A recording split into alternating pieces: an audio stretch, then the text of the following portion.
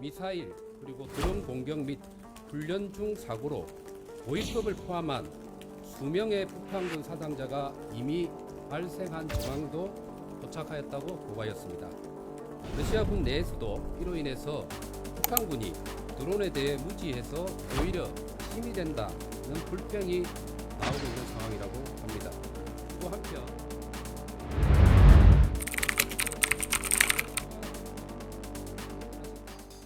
내용을 설명을 드리도록 하겠습니다. 북한군 참전 동향에 대해서 먼저 말씀을 드리겠습니다. 러시아와 우크라이나는 최근 트럼프 2기 행정부 출범 시에 예상되는 종전 협상에 대해서 치열한 공방을 벌이고 있는 상황으로 특히 쿠르스크 지역은 러시아의 막바지 영토 탈환 공세로 최대 격전지로 되고 있습니다. 이로 인해서 쿠르스크에 배치된 1만 1,000여 명으로 추정되는 북한군 일부가 12월에 들어서 실제 전투에 투입되기 시작하였습니다. 그 과정에 최소 100여 명의 사망자가 발생하였고 부상자는 1,000여 명에 가까이 달할 것으로 보인다고 국정원은 보고를 했습니다. 장성급이 이번 교전 이전에도 우크라이나의 미사일 그리고 드론 공격 및 훈련 중 사고로 고위급을 포함한 수명의 북한군 사상자가 이미 발생한 정황도 포착하였다고 보고하였습니다.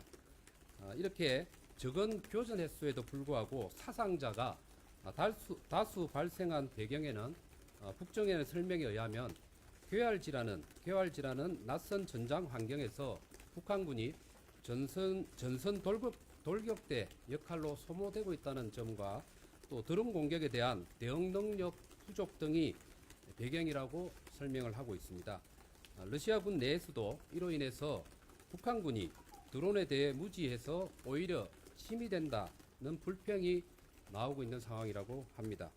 또 한편 국정원은 현재 폭풍군단 내에서 추가 병력 차출설이 돌고 있고 김정은의 훈련 참가 준비 정황이 포착되고 있어서 북한군 군 추가 파병 가능성을 예의주시하고 있으며 러시아의 북한 재래식 무기 현대화 등 반대급부 제공을 예상하고 있다고 합니다. 두 번째로 최근 북한 내부 동향에 대해서 설명을 드리도록 하겠습니다. 북한의 도발 남한에 대한 우리 한국에 대한 도발 임박 징후는 없는 가운데 동계 훈련을 예년 수준으로 진행하고 있다고 합니다.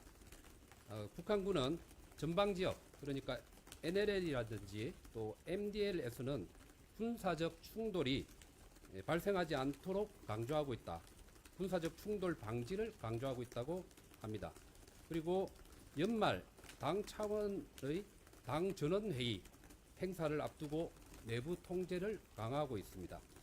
그리고 우리 한국의 상황에 대해서는 로우키를 유지하고 있는 상황입니다.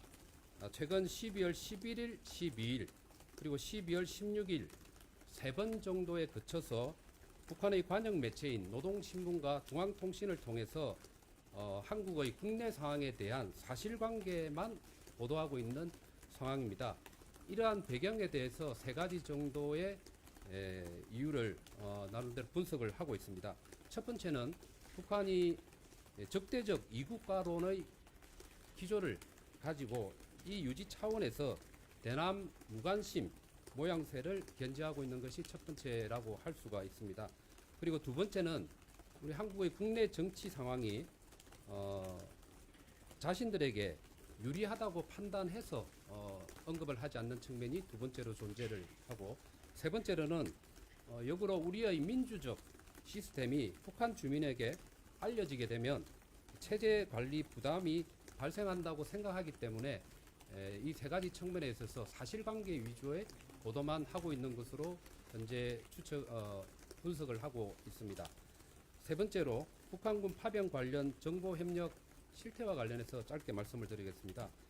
국정원은 북한의 러시아 파병 시부터 미국 그리고 우크라이나 등 우방국들과의 정보협력 체제를 최대한 풀 가동해서 우크라이나 전장 상황 그리고 또 북한군 전투 참여 그리고 사상자 발생 동향 등을 공유하면서 실시간으로 정보 협력에 최선을 다하고 있다는 말씀을 드립니다. 이상 이렇게 오늘 세 가지 분야로 나누어서 국정원에 설명을 했습니다. 이상 브리핑을 마치고 질문이 있으신 분들은 질문을 받도록 하겠습니다. 100여 명의 사망자가 발생하였고 부상자는 1000여 명에 가까이 달할 것입니다.